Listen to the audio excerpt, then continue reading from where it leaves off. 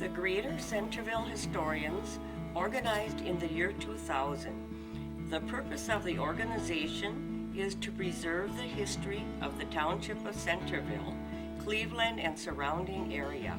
Gerald O'Neill, Charlie Bauer, Richard Wiegand, and myself, Kathleen Sixel, were the founding members.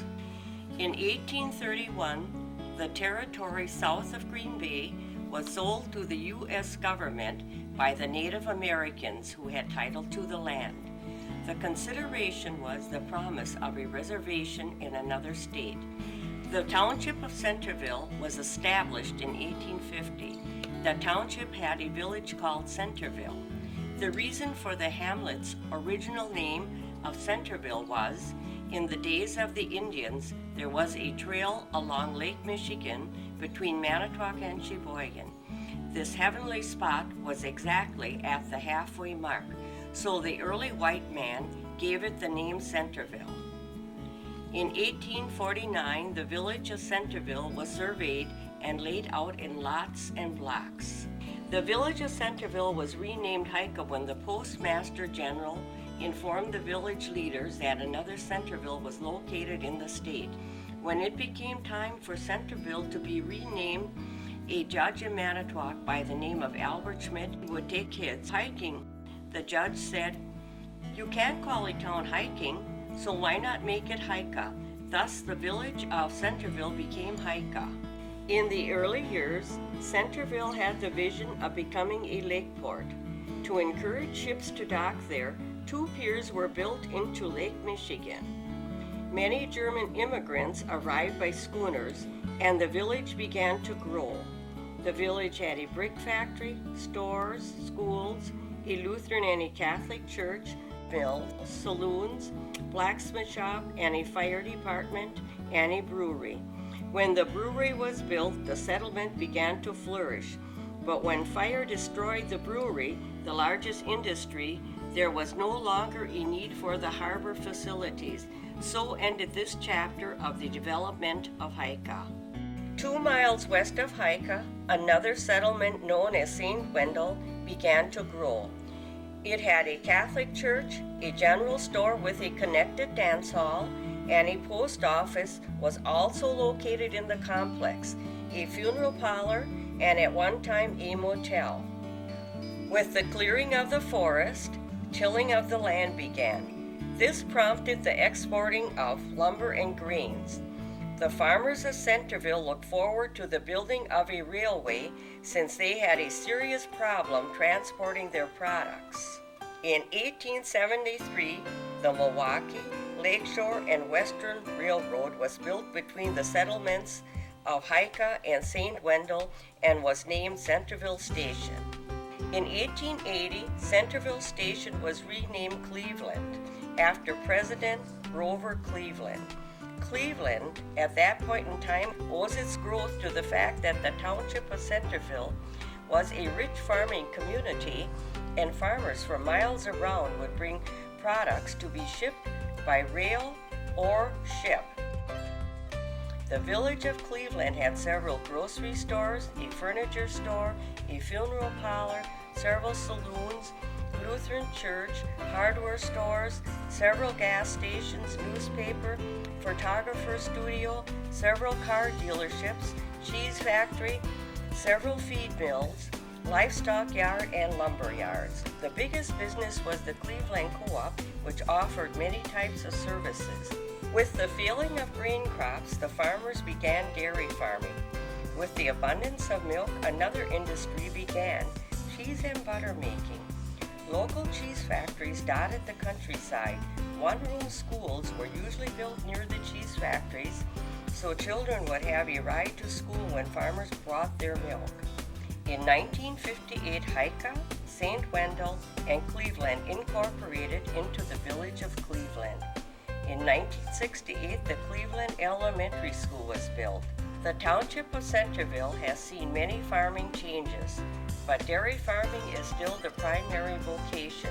Today, Cleveland is known as the seat of Lakeshore Technical College, which offers an educational alternative to 4-year colleges. An ancient proverb states, When an old person dies, a library burns to the ground. These words were the inspiration for organizing the Greater Centerville Historians. We hope to preserve as many memories as possible.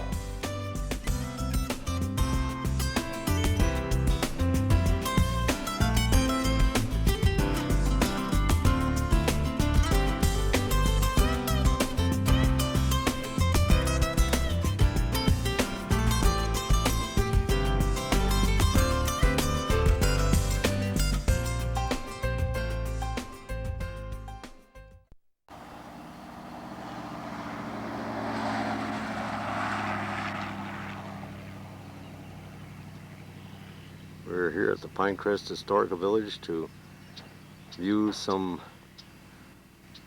history as far as the cheese making process in the old cheese factory. So we're going to look into that and investigate it and see what we come up with. Me and Mr. Charlie Bauer, my good neighbor, we're here at the Pinecrest Historical Village, and we're just at the parking lot, and Mr. Bauer will give us a little bit of info that he has available on this building we're in the background. I don't know much about the building, seeing we just got here, but to me it appears to be an old farmhouse of some kind. Okay. And it's kind of unique because it looks like it's two separate buildings with a recessed porch in between the two there. Okay. Let me telephoto into that area, Charlie. And it looks like the porch posts were replaced already. And the part closest to the pine trees there, either they put new tin on that roof or it was recently painted. So they are in the process of restoring the building here. Okay. And it's a very typical building, I'm guessing 1900 or so, with the wood clapboard on there. Okay. And the sheet metal roof. All right. And I also noticed that there's 3 lightning rods up there. Oh, okay. Good. Back in the early 1900s, that was a big selling point. You must have had traveling salesmen that went around and sold these lightning rods, yes. Okay, and anything with the gable and the roof line at all? The roof line coming down has what they call a return eave on both sides there. Return eave, okay. That's a return eave, yes. And if you look at the front door entrance now, I don't know if that was the front door. Okay. On the first floor there. Yes. But it looks like it had like it's got a transit window and side lights alongside the door on either side, it looks like. All right. And I was told, or I read someplace, that the reason for that was that if the building was facing towards the south, that when the sun would shine through that door, it would put a halo around the front door. Oh, really? As a front door entrance, yes. Ah, okay. And, it also looks like it's got pillars on either side of that door. Yes. Okay, very good. We'll look around the opposite side. There might be a sign or something we can look at to get more information, but at this point we're come right out of the parking lot and this is what we've seen. Yes. Very good, Charlie. On a bright sunny day. On a bright sunny day. And this being a Saturday afternoon now. Yes. Okay, very good. I got a date coming up here, June 12th. Still at the Pinecrest Historical Village, and we've seen something also that apparently is going to be resurrected, and Mr. Bauer can give us what he knows also for information. I don't know much about this neither, but this is on the very east end of the parking lot, and it's setting on some temporary cribbing. Okay. And the bridge must have been brought here all in one piece because it's not taken apart. All right. It's made out of steel and it's riveted together. All right. And it's covered with, it looks like 4x4s with the wood that ran across, and then it's got a layer of blacktop on. Okay. Oh, I see. Yes. Okay. And to me, it's a narrow bridge, so there wouldn't have been no two-way traffic on there. Yes. It isn't that wide, I don't believe. Right. Right. And just roughly dimension-wise, can you just ballpark that thing? How wide the roadway is? How wide the roadway and length of the bridge? It's kind of rough, I know, but you got a ballpark it? I would guess that the roadway surface might be 14 feet across. Okay. And the length of the bridge? Yeah. Oh, 20, 40, 60, 80 feet maybe? About 80 feet. Okay. Very good, Charlie. That's a good enough job for now. And like I said, it looks like something for down the road. They'll position where they want to position it. But it's a starting point. We don't know where it even came from. Oh. Okay. We'll ask maybe a few people if we run across somebody. Sure. Thank you, Charlie. You bet.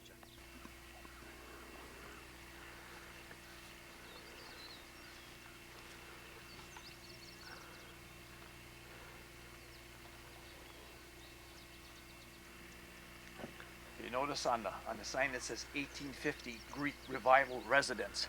Oh, I didn't see that. And, Okay. And I should have been able to pick that out right away. And usually when the gable, and if you look over towards the summer kitchen gable, Okay. The Greek Revival had not a very high pitch to the roof. It was a low pitched roof. Okay. And if the return eaves would have came across, come back together and meet, then it would look like something that the Greeks would have built. Oh, okay. So this is definitely a Greek Revival home. All right. Okay, very good. And the side of the house we're looking at is the west side now?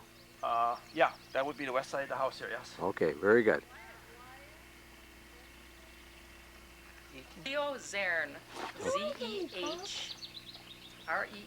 Okay, and he's going to be the cheesemaker? He is the cheesemaker. Cheesemaker. He is a licensed cheesemaker. Okay. I mean, he is a, Authentic. Yes, and has won many prizes for his work that he has done Okay. over the years. Thank he's you. a retired, he's from Lake to Lake, retired cheesemaker from Lake to Lake. So he's right in there. Is the executive director? And then there'll also be a demonstration going on in the factory. The factory's too small Okay. to get to get many people in it. Good, good. Okay, how about you folks? How many? You got a...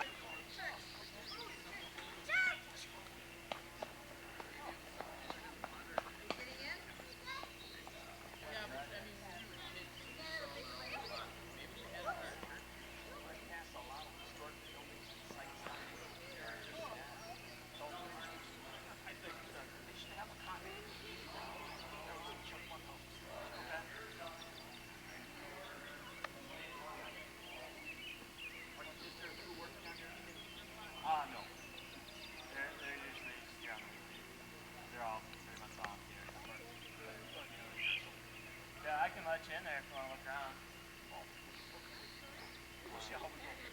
There's actually, if you want, you walk around the back, there's a little ladder there.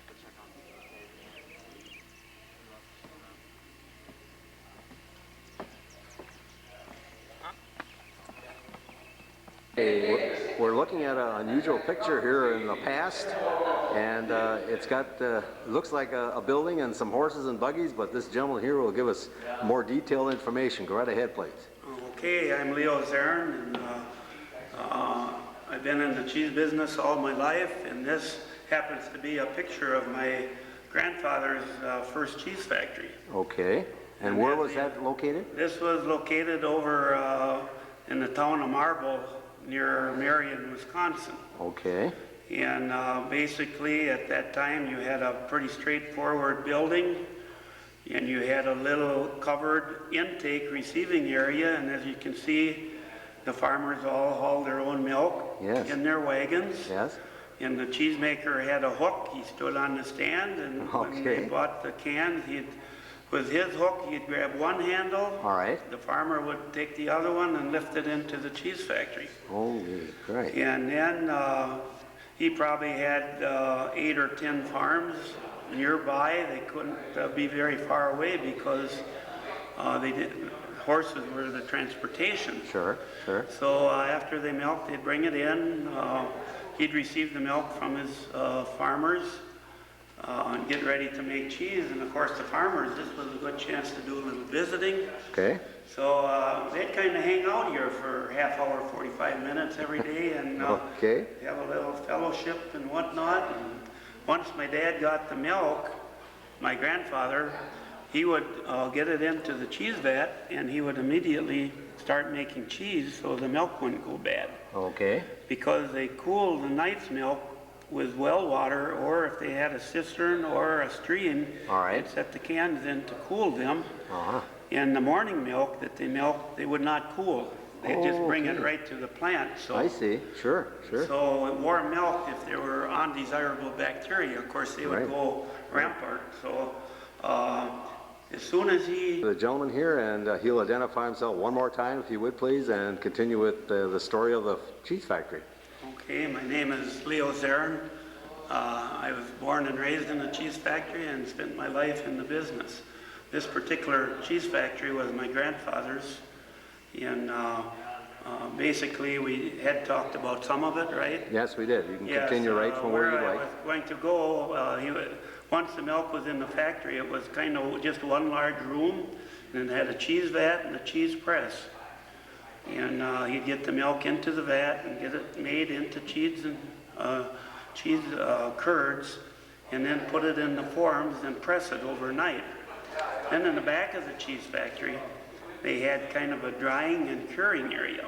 They would put the cheese in round forms, put it on shelves to let it dry. They were in a cheese bandage. Okay. They'd dry for 1 or 2 days, and then they would dip them in paraffin to preserve them. Oh, okay. And then after they were paraffin, they'd put them in a wood box, and they would store them in their cooler to age it. Okay. And that was the first basic cheese factory. And if you notice, there's special ventilating pipes here. Oh. That was really the cooling system for their cold storage area. Okay. They'd bring air in one and force it out the other, and they did a nice movement of air to dry the cheese. I suppose there would be a lot of humidity coming out of the cheese at the time it's curing? Yes, there would. In the factory, you did have fire to warm the milk, and a fair amount of water they would use. Mm-hmm. So there was humidity. Okay. Now I noticed those cans that you indicated at the beginning where the cheesemaker put a hook on the handle. Yeah. Now those are pretty large cans. Yeah, they held 125 pounds of milk, so they were pretty big. All right. One person could not manhandle them, so that's why the cheesemaker and the farmer collaborated to lift them up. Very good. So we're going to be making some cheese here in a little bit. So hopefully we can add to the story. Wonderful. Yeah, I do appreciate the information you provided, sir. Thank you. Okay, thank you. After we get done making cheese here, it would be a very pleasant stop for you to go over to the old-time cheese factory. We did a lot of research and so on to find an old-time cheese factory and then get into the park here. So if you have time, be sure that you make a stop there. Welcome you to the Historical Society here. They're kind of having a dairy day. And what we're going to do here is I'm going to take you through the process of making cheddar cheese. Normally it takes about 4 hours to make a good piece of cheddar cheese, turn it from milk to cheese. We're going to do this in about an hour because everybody's got a lot of stuff to do and they want to get around, see the entire park. So obviously you're going to see all the steps, but the piece of cheese I'm going to make will be edible, but if you were going to make a world champion piece of cheese, you would not be able to do it in an hour. So I'm going to start out, usually a modern day cheesemaker is dressed in uniform. Usually the management type people have blue trousers on, the hands-on workers wear all whites, no pockets, and snaps, because they don't want to lose a button or something, have pencils in your pocket and have them drop into the cheese vat. So basically we try to have a plain, we remove our wristwatch and any jewelry, and then we prepare to make the cheese. Put on our white sanitary clothing, snap it up.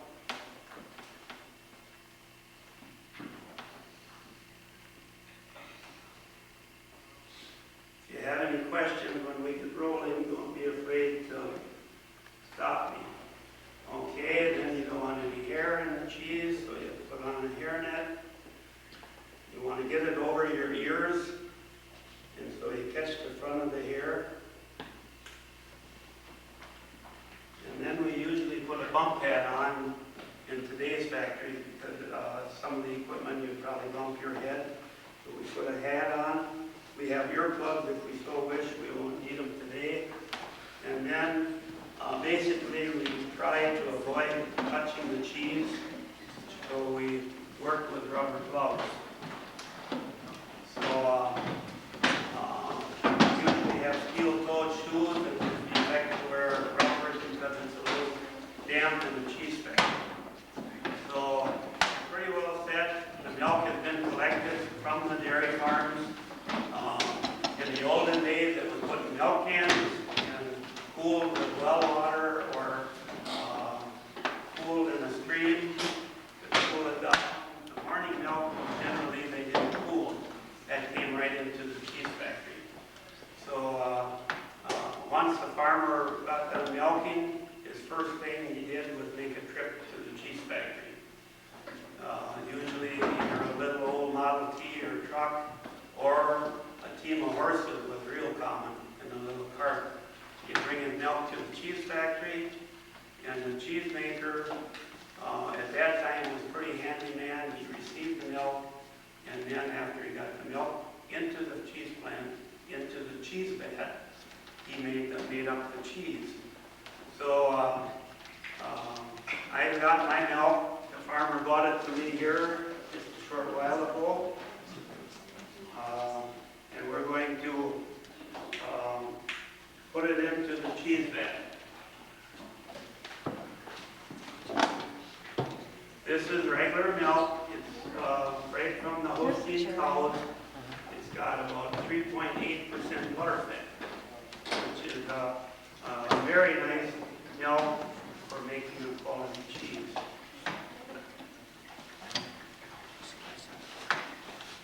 The cheese vats nowadays are anywhere from 30,000 up to 60,000 pounds of milk per vat. And the old country cheese factories, they were anywhere from 4,000, 8,000 was a pretty big cheese vat.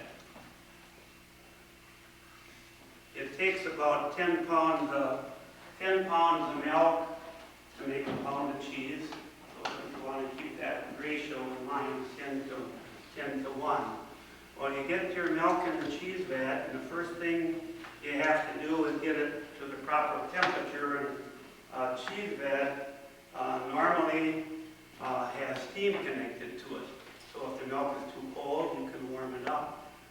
And particularly in the last few years where they had mechanical coolers, the milk is real cold. And to make cheese, we pasteurize it, which we did before we came. And then we have to check the temperature. And we like the milk to be about 88 degrees when we get ready to start the cheese making process.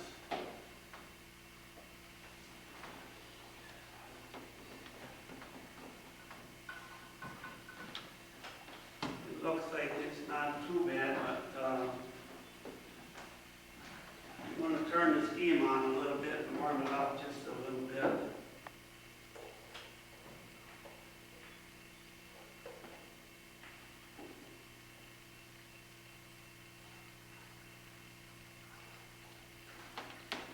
This is boiling hot water to be my steam.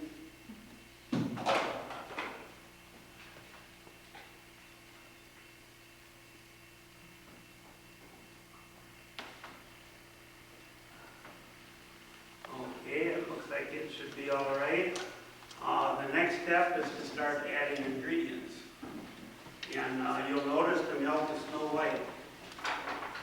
Most cheeses have a deep color, deep orange. And every cheesemaker has a favorite kind of tint of orange that they like. We kind of always like a little deeper color. So we'll put the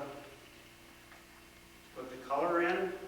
This is oil from an annatto seed, and the bush is grown in South America. And they harvest them and then squeeze the color out of them. And it's a USDA food grade color.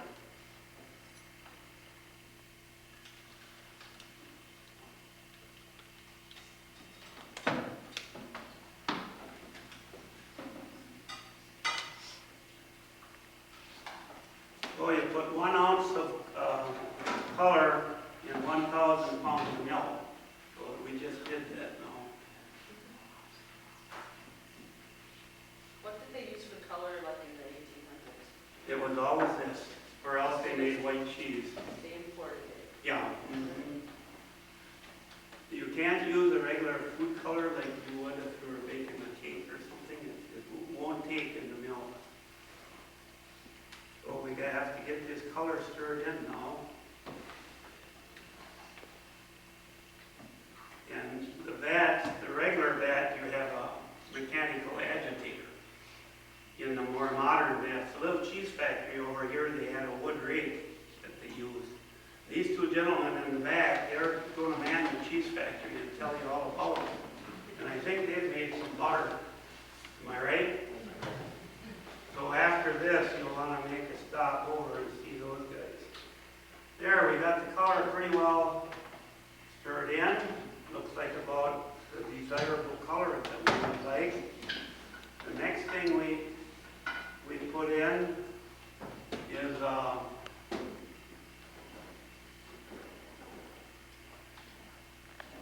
the calcium chloride we put in is called, and what that does, milk has got a lot of protein in it, and what this does is helps tie the protein up into the cheese so it all doesn't go with the whey, you get curds and whey. We want the protein to stay with the cheese, and this calcium will help tie that up a little bit. So, but we're going to add the calcium chloride. You use about 1 ounce to 1,000 pounds of milk. So we've got it calculated out for our cheese vat. We put it in, and then we have to take our agitator and work it into the milk so it's nice and uniform.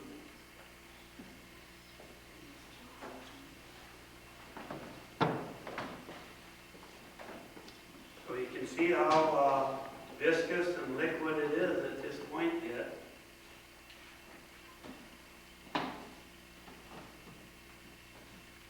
So, we've got that mixed up. And the next thing we do is we're going to put an enzyme called rennet into the milk. And you dilute the rennet 40-to-1 with water to make sure it gets dispersed evenly. And the rennet, you use about 3 ounces only to 1,000 pounds of milk. So it's a very quick coagulant. And coagulant thickens. So when we add this to the milk, it's going to end up looking somewhat like jello. It will get stiff. So in this rennet, you wouldn't believe where it comes from, but it comes from the third stomach of an unweaned calf. So for many years, that was the only rennet they had. When they killed the calves, if they were still suckling, they could make rennet. And later on, that got to be a problem in the last 10 to 12 years, so now they can manually make a rennet. Throughout many of my cheese making years, we had to use this calf rennet. So we'll measure out.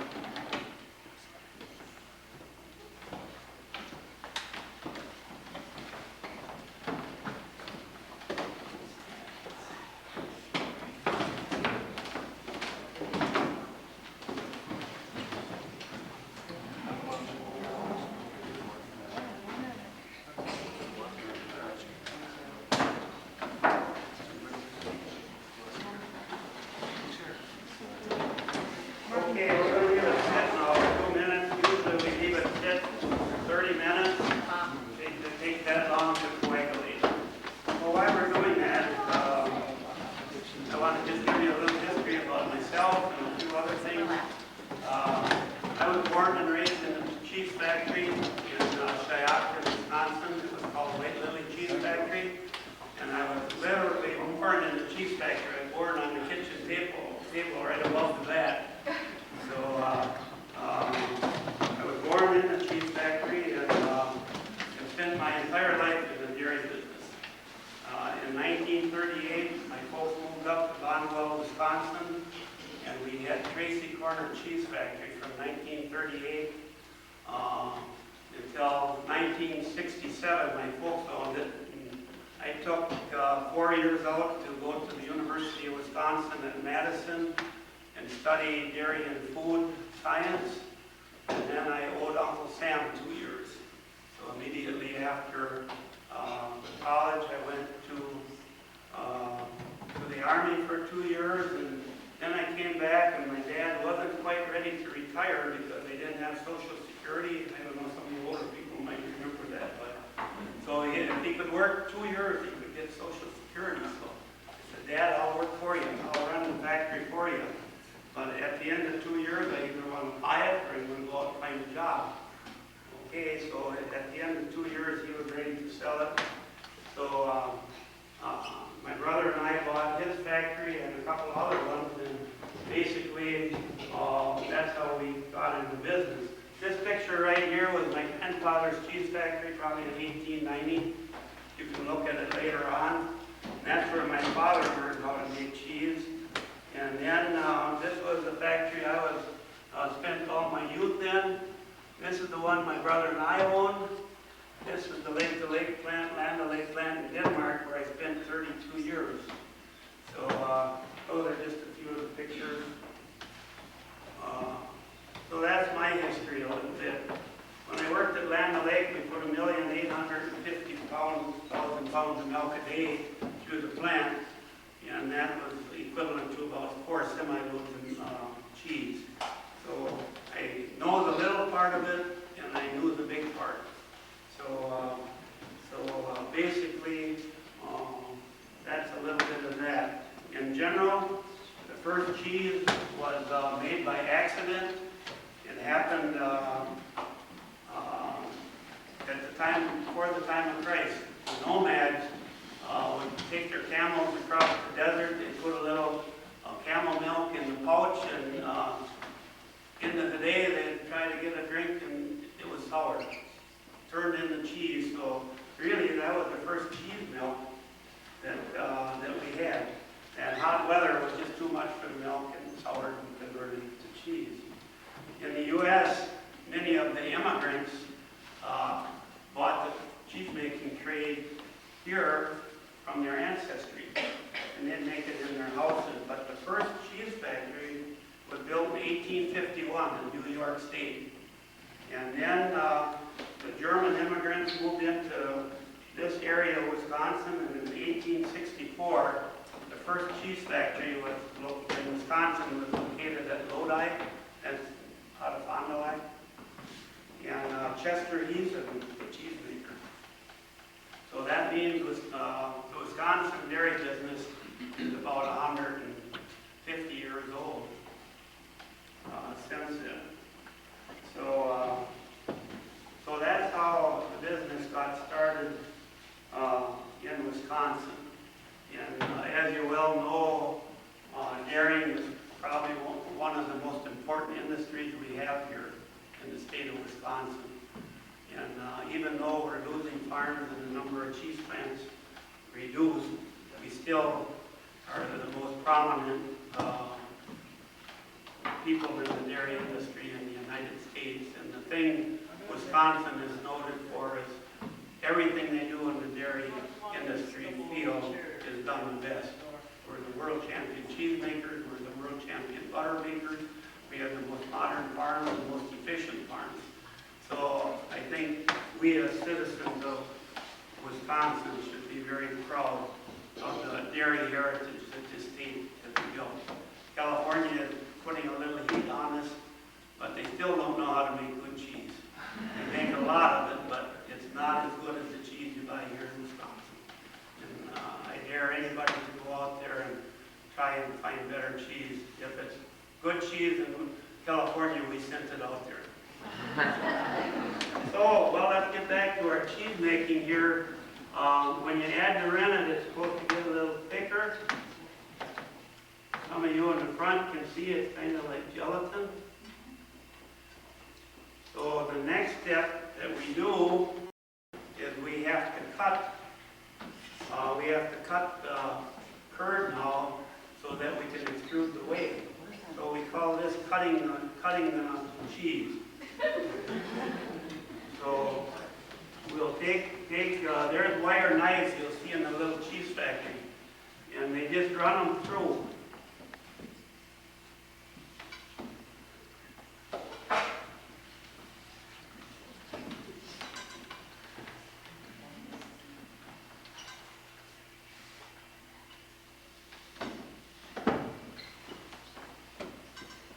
Of course, these are supposed to be very uniform. Every little cube is supposed to be the same size, and that's very difficult to assimilate.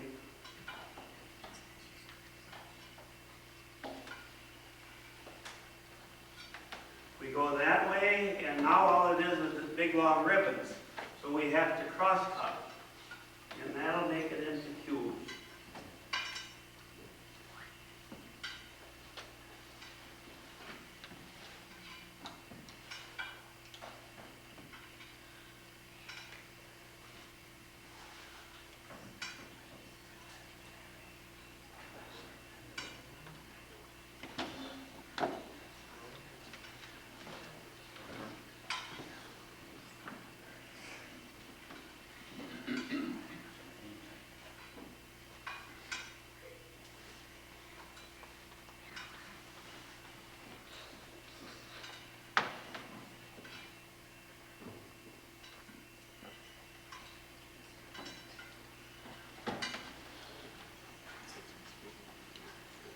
So now we have the milk mass cut into the cubes. The next thing we like to do is we normally leave it sit about 10 minutes. And what happens, and you'll notice in a little bit, the whey starts extruding out of the solids. Now remember what I told you? 10 pounds of milk, 1 pound of cheese. So that leaves 90 pounds of water, or what we call whey. So you get 1 pound of cheese, 90 pounds of whey we're going to have. Now in the old days, the whey didn't have much value. People didn't do their research at that time yet. And the one thing they didn't know is they hauled it home to the farmers. Farmers hauled it home and fed the pigs that got fat awful quick. So in these small country cheese factories like my grandpa, they'd save the whey, and then the farmers would fight over who got how much. So they kind of had to say, if you bought 2 cans of milk, you get 2 cans of whey. And that's how they kept them from not fighting.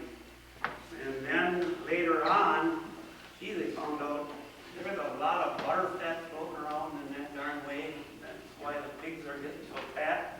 So they, at that time, small separators started coming into being. Those little hand ones, some of you guys that cranked them, put the milk in there. But what they did is they decided to separate the whey.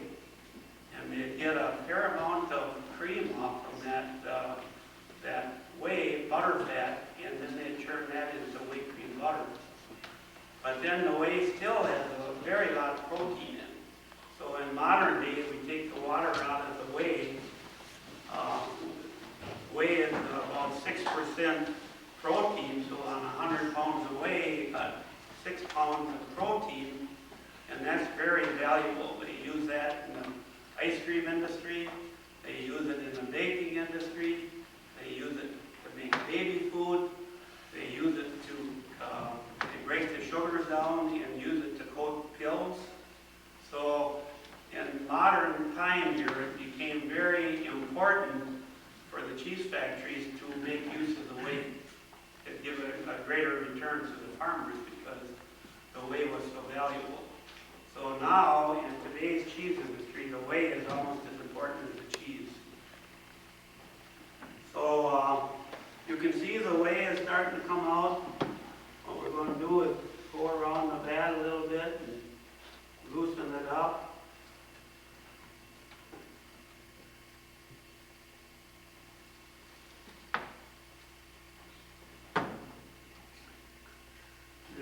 going to go under it real gently to see if we can start bringing some of the whey up. Is this a cottage cheese now, or is that? No, this is regular cheddar. This would be the cheddar procedure. The cheddar procedure. That Yeah.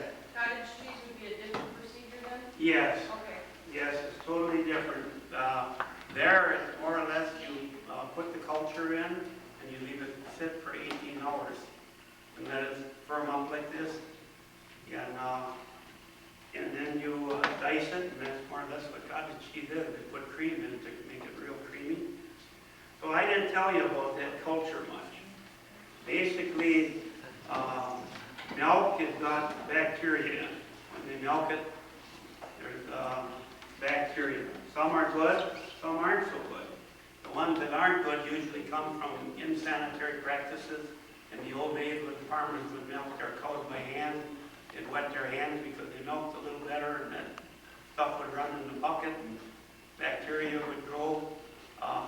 Today, in more modern times, if they get careless in washing their milk machine or their milk cans or bulk tank, bacteria start growing. And most of those are not very good. So basically, that's what brought pasteurization on. Pasteurization, you warm the milk to 161 for 16 seconds, and that kills almost all the bacteria. Not all, but all of them except the high temperature ones. So then you have a better chance of making better cheese. And then what we do after we kill all the bacteria off, we need some bacteria to produce lactic acid to give the cheese flavor. So what we do is we grow bacteria, like I put in here. This is called a starter culture. And you take powdered milk and make up a slurry and boil it to 232 degrees, cool it, and then you inoculate, which means adding a little of these pure bacteria in, and let it grow for about 16 hours at 78 degrees, and it gets a real high number of good bacteria. And then we add that to the cheese, and what that'll do is drive the moisture out, and it'll start developing the cheese flavor. So we have to, the reason we stir this is we want it to firm up a little bit, the curd to get firmer, and for the whey to extrude.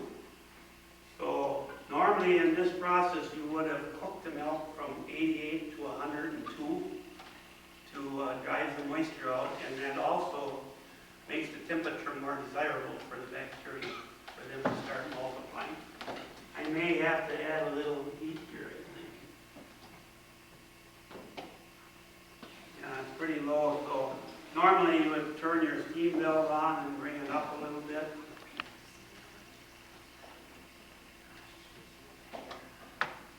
Now you can notice how green the liquid portion is. That's called the whey. And the more, it's kind of like a pea green, real clear, just a slight green tint to it. That means it's good whey, that things are going good. So I think we're in pretty good shape here.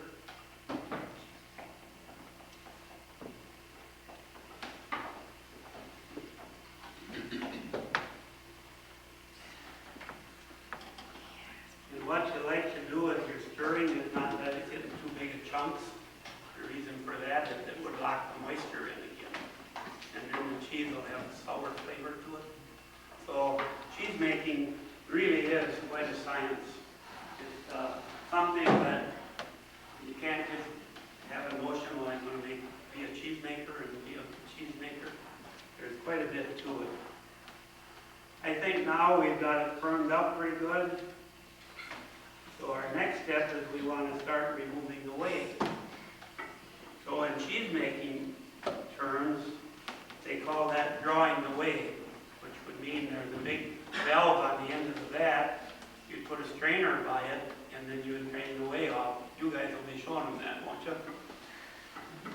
So you'll see how it is, not by modern technology, but by the old cheese factory. Now I've got a challenge. Let me get this out of here for a minute.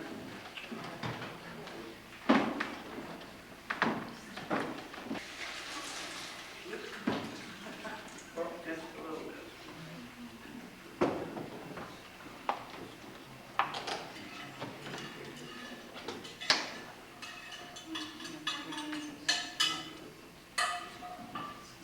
Take a minute and put some paper towel in here so I don't miss the whole thing. So we'll give it a quick wash job here. See the way or anything?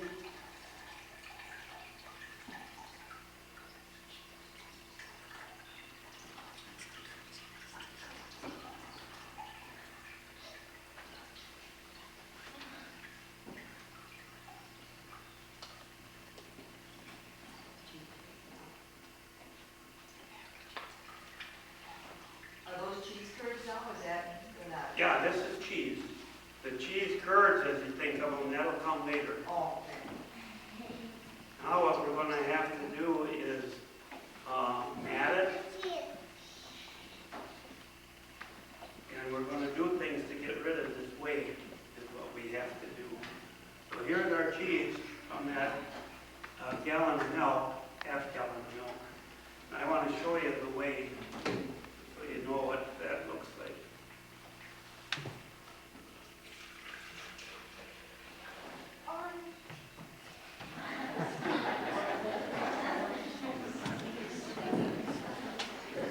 So you can see the way it's very clear. That means casein and calcium went into the cheese. But this has still got 6% protein, so we don't want to throw that away, plus some fat. So now, what we have to do is get more of that whey. As you'll notice, you probably can't see it, but there's quite a bit of whey draining out now. So the secret to good cheese is to get rid of that whey. So we're we call it banking it up in the cheese vat. We're banking it in a solid mass. One reason for that is to keep it warm. And the other is we're going to do some things to get more whey out. You can see now already what I took out.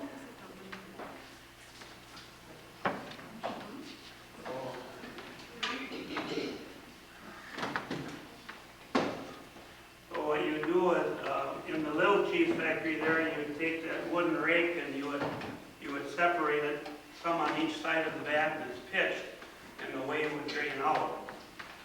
In my modern cheese factory, we had a 65-foot belt, double belt, and we'd run the whey onto that belt. The whey would run through it, and we'd trap the cheese on that belt.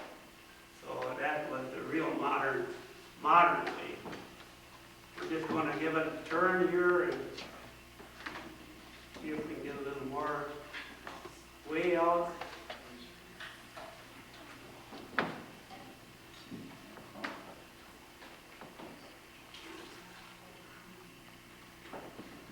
Then the next step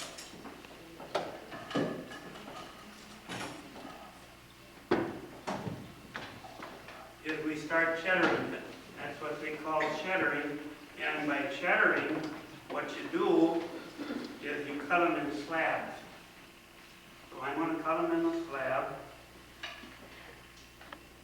Again, these should be very uniform.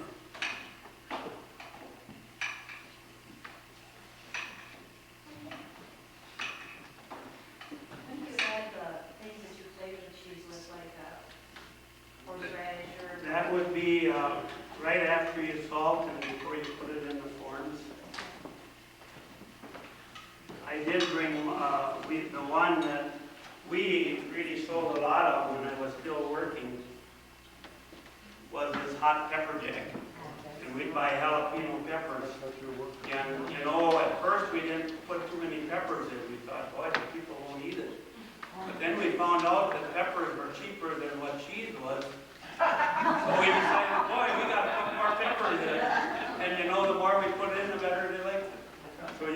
this is pretty well loaded up if you would get to see it. But that was the story on peppers, you know. It just seemed like we made more money the more we put in, and the more we put in, the more people liked it. So it worked out pretty good. So now you take these little, excuse me, slabs, and you turn them one time.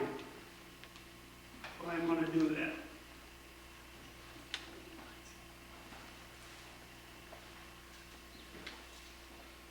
This we call cheddaring the cheese. The reason we cut them smaller is to allow more weight to extrude.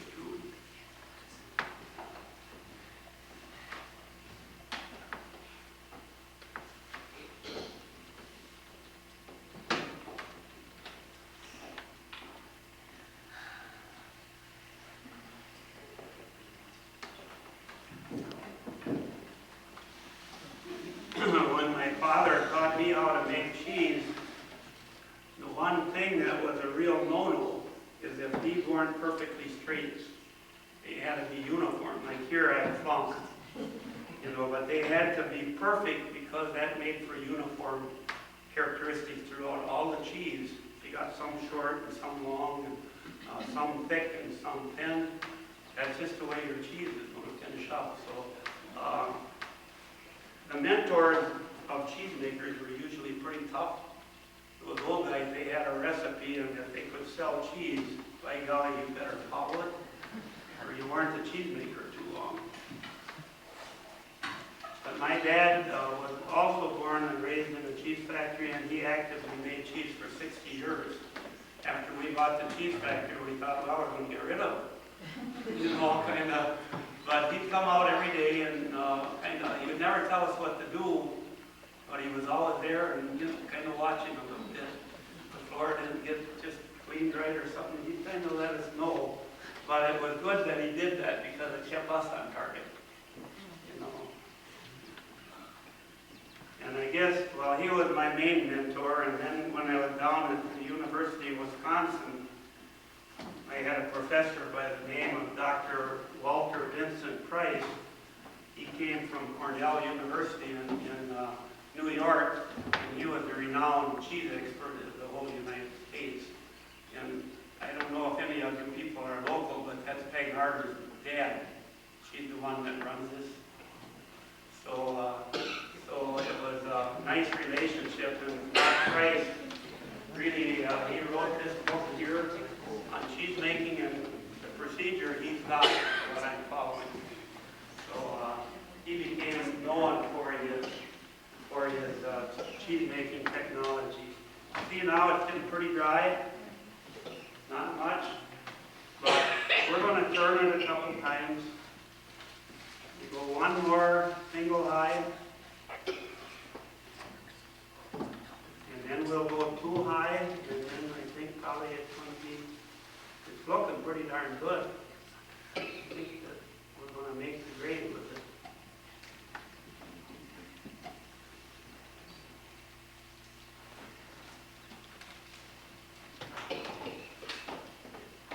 But in modern cheese making, that starter culture is so important.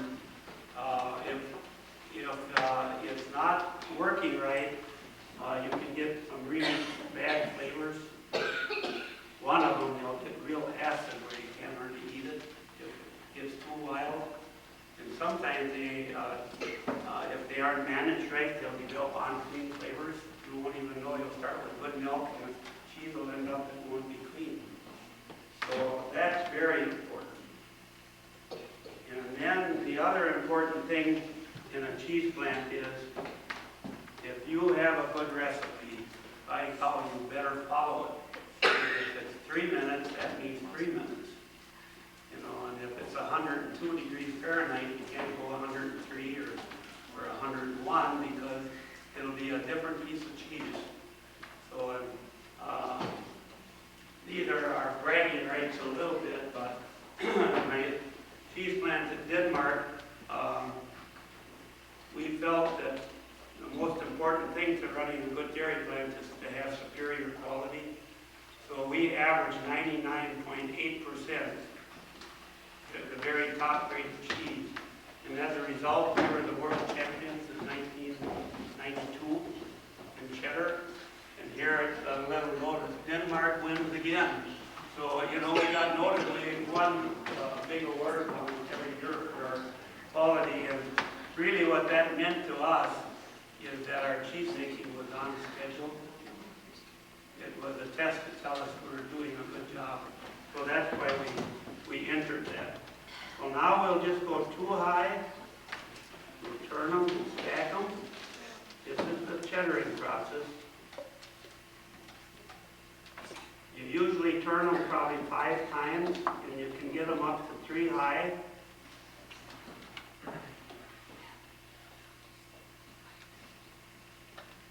Again, what happens here on the big slab, and a cheese back there probably this wide, probably this long. So when you swing those slabs, they get thinner. And what happens is that causes the weight to drain. So I got them too high.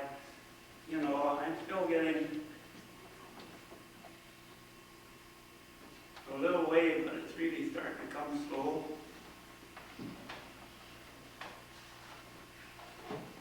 So we're getting kind of near the end of this procedure. Basically, what you do is you really test acidity, or we call it pH.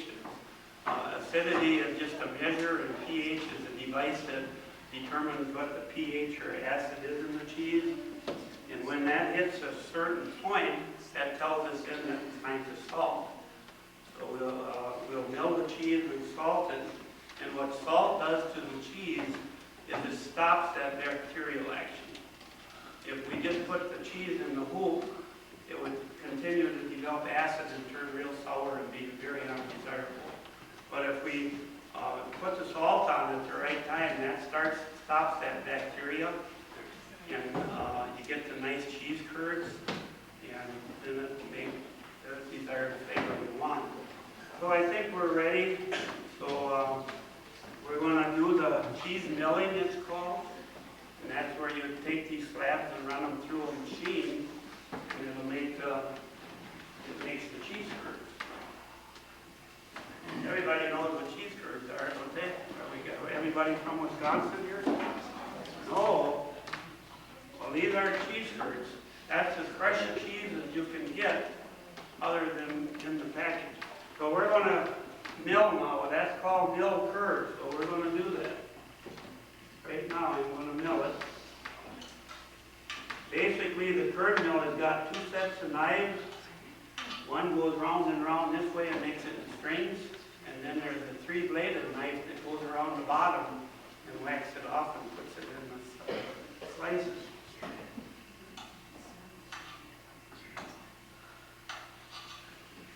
So now we'll spread our curd out a little bit.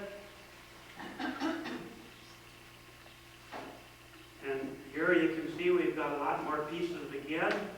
That's to let the final amount of whey out that there is.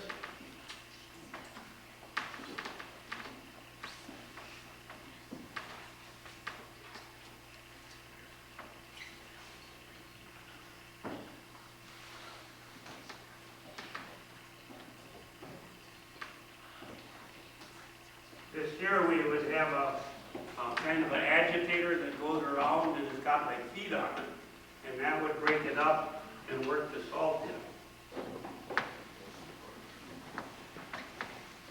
So now we have it milled. We're still getting just a little bit of drainage. We'll take that off one more time.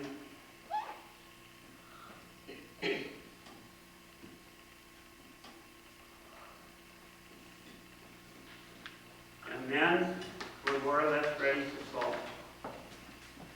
And in the salting, you've used 3 pounds for 1,000 pounds of milk. Not too much, just to bring out the good cheese flavor. So that equates to not much here. But you always measure out your salt. You just don't take a bucket and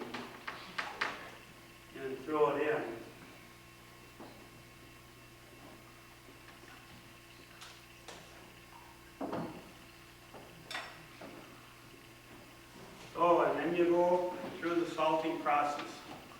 And what you do, in the family cheese factory, you'd have a pail under your arm, and then you would fan it onto the cheese, and the agitator would stir it. So I'm going to do my salting.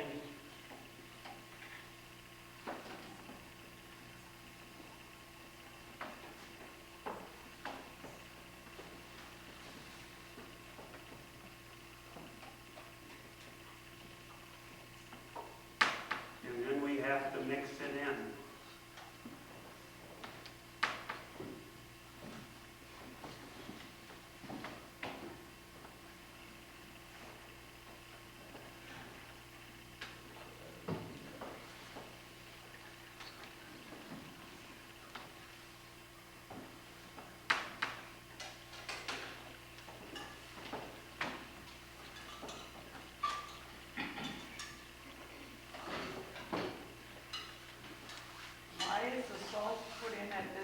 Stage of the game? Well, once you add the salt, that's the end of cheese making. Then you can't control anything. The salt kills those bacteria. And it's critical to know when to salt, and if you salt too soon, it'll have that weight trapped in and it'll have to be real mushy. And if you let it go too long, then it's going to have a real acid flavor to it. It'll bite when you take it. Piece of it will just bite right back at you. It'll be too sharp. So it's very critical. And really, you work it in here now. We call it mellowing. You work it in until the salt is within the cheese.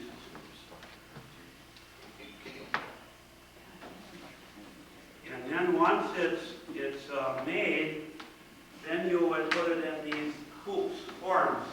This is a little more modern cake form. It's stainless steel. It's called a 40-pound block.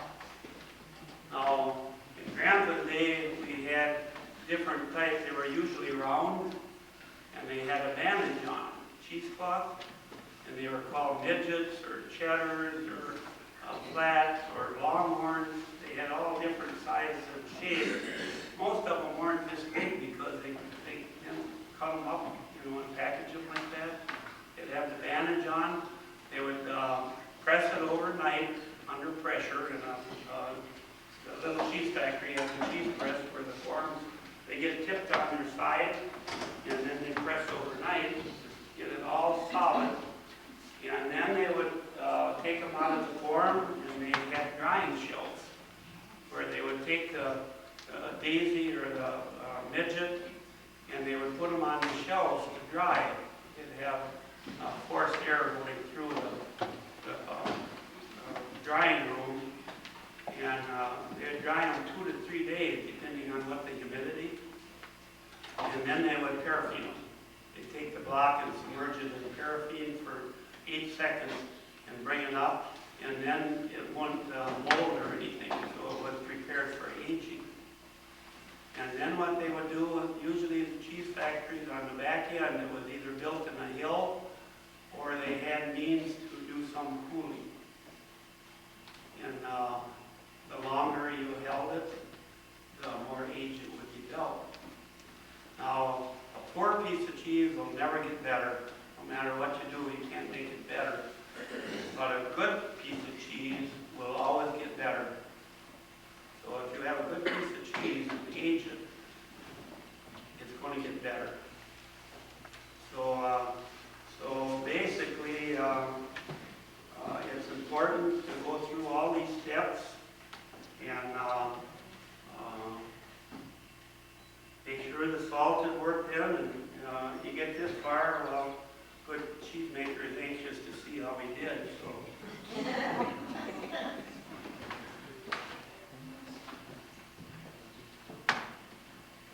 Not too bad. So that would be a good signal to get her in the form. And looks like that'd be one we would age. So that's kind of the cheese making process. I tell you, I've known about this for quite a while. 1909, my dad won this for being this champion cheese maker, and Wisconsin. He was 14 years old, and my grandpa was taken ill. They still had the cheese factory, so Dad had to quit school to make cheese. And he gave my dad the recipe along with the hired man. And in those days, they had to make an entry once a month. None of this luck where you send one in, and if you're lucky, you win. You had to send 12 entries in. And the one that took first, the most time in 12 months, was declared the champion. His was best 9 months out of 12.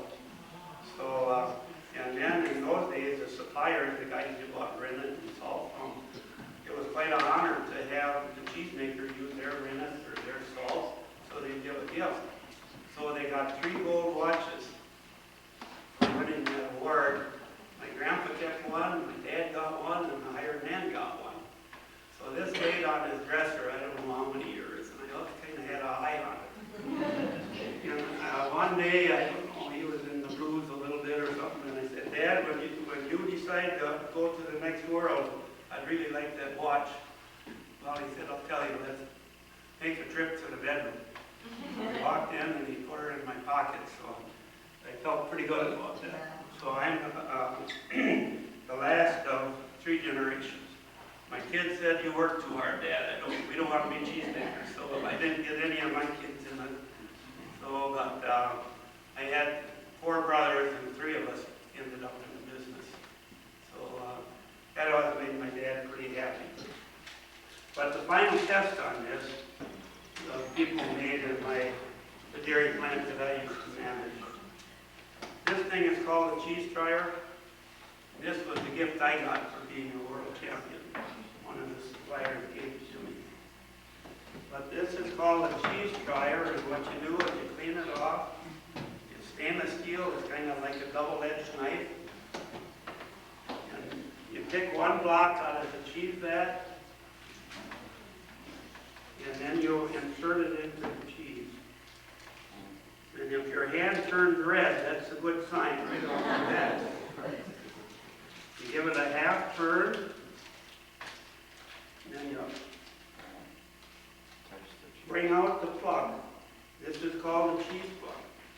And the first thing you do is bring it up to your nose. That tells half the story right there. This one has got just a wonderful aroma. You just can't wait to get in and have a piece, you know. Then the next thing you look to see if there's any holes in it. What we call this one is a candle. There's not a hole in it. It's got a nice glow to it. Then you take it in both big hands. After you look at it, you give it a roll. Oh, it's perfect. Then the next thing you do is you take it. You see it snap? It formed a little half moon. This one I would say is just a little bit short. We should have got a little bit more half moon out of it. And then the last thing you do is the fun part. You take a small piece about this size, and really you like to warm this up probably 4 hours before you really do this. You take it and you squeeze it in your fingers 10 times. This is what the state inspectors have to know.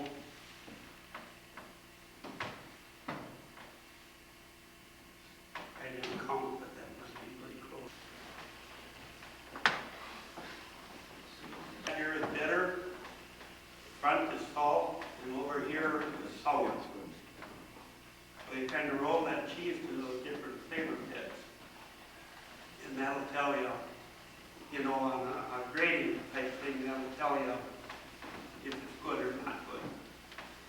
I would say this is a Wisconsin state brand, the very highest grade you can give it.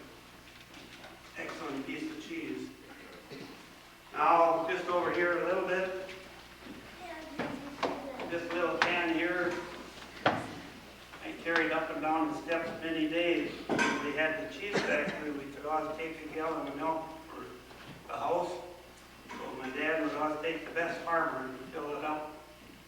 We would run it upstairs, and my mom would chill it down, and that was our milk for the day. So in 1909, there were about 4,800 cheese factories in Wisconsin. You wouldn't believe it, one on every crossroad. So the leaders of Wisconsin felt it's time to get a little control on this. I made cheese when I was about 10 years old. Of course, this is kind of my pride, the World Championship. And that's a team effort, but fortunately my name got on it, so it gives you a good feeling when you can call yourself the champion.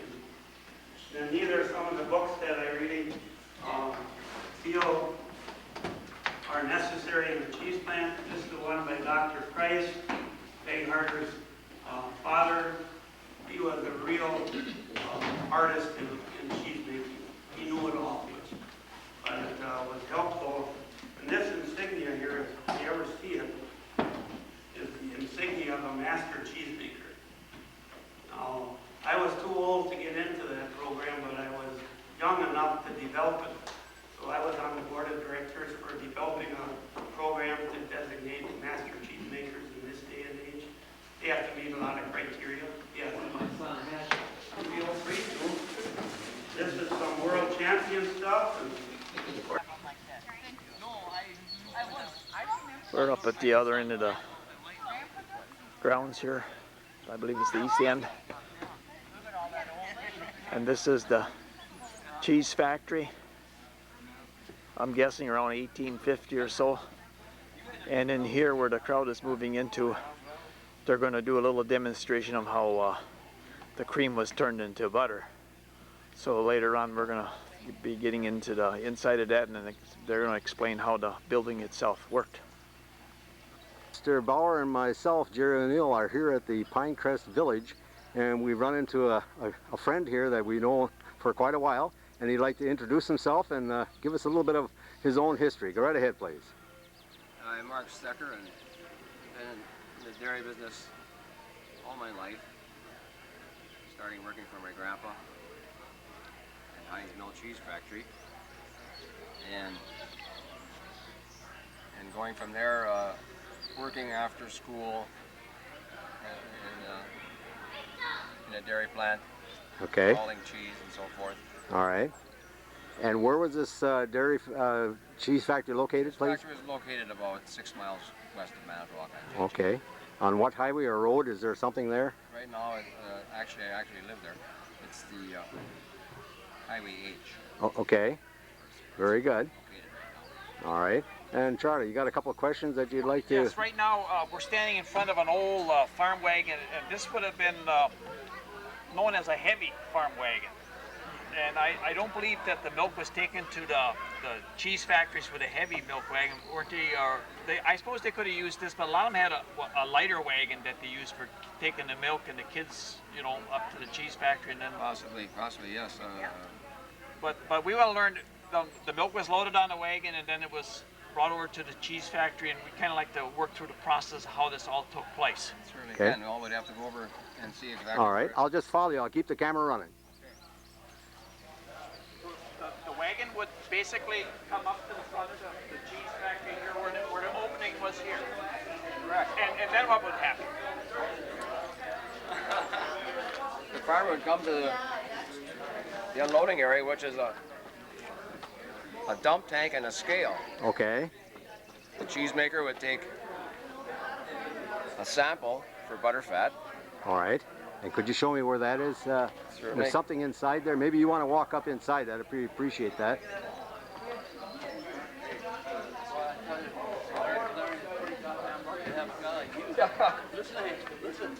Yeah.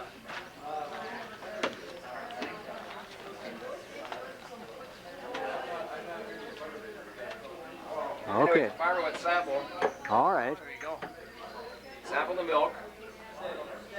Put it on this scale. All right. And weigh it and record it. And then the valve will be opened up and Okay. be dumped right to the cheese vat, All right. where the next process would take place. Okay. So when the next farmer came, that vat would be emptied, and then you'd seal the valve up again, and Do the same thing all same over thing again. all over. All over again. Okay. Very good. I noticed that the thing you're leaning on, there's like a big giant winch, and that arm apparently must have swung out over the top of the wagon. As you can see, it's hooked to this milk can right now. These cans were at least 120 pounds, would be too much for one man to carry. Right. So they always have this winch Okay. to dump it into their weighing scale. All right. So they would swing that that boom, if you will, over the wagon, hook it onto the can, the milk can, and start winching it up, and it had a ratcheting gear arrangement. So that it wouldn't come back down again. Yeah. Okay. That ratcheting system so that it could be stopped at any one point and stay there. Okay. Very good. From there it's dumped. Okay, very good. And would have the hook on there that he could pivot at the bottom. He'd more or less pull the bottom up a little bit and be able to dump the milk right at that point. Yes, we're good, yes. Okay, very good. Well, thank you very much, and we'll proceed inside if we got a little room in there. Okay. Thank you. Okay, Mr. Bauer is going to enlighten us a little bit about the hook itself that got to the can. We're looking at one of these big milk cans here, and besides the two handles on there, that little arm that comes around, there's a hole alongside of that, so that can be actually stuck in there. And Okay. we have a real clear view of that down here. And that would work as a pivot point. So Yes, yes, okay. if I had my fingers in the hole here, and again over here, Yeah, when that would lift up, you could just it would rotate, balance out pretty much. balance the can, and you could tip it real easy. Yes. Okay. And Charlie, maybe you can indicate the carts that are here that... We have different carts here, and these carts were used down by the dairy barn.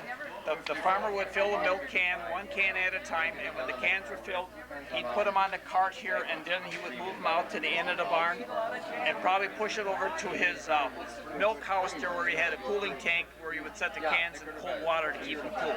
Okay, very good. Thank you, Charlie. Farm, and I would go in there with my little churn, and I would make butter from this kindergarten kids as a project. You're from Pine River? You can see how simple it is. Show and tell. You're from Pine River? Yes, another butter maker at Pine River. Okay. Not Pine River Pre-Pack, the place with the spread cheese. There's two places called Pine River. One makes the spread cheese, we only make butter.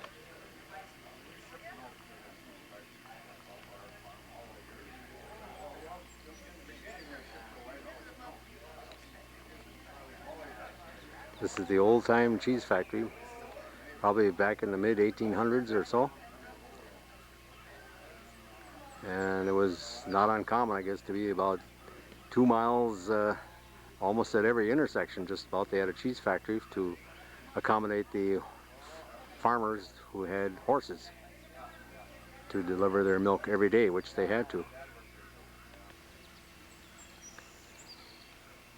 This is the backside of the cheese factory.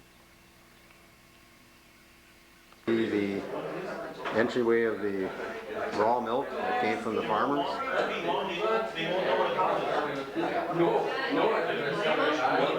This must be some sort of filter. That'd be a filter or strainer, right? Explain a few things of the building that we're in and some processes. Go right ahead, please.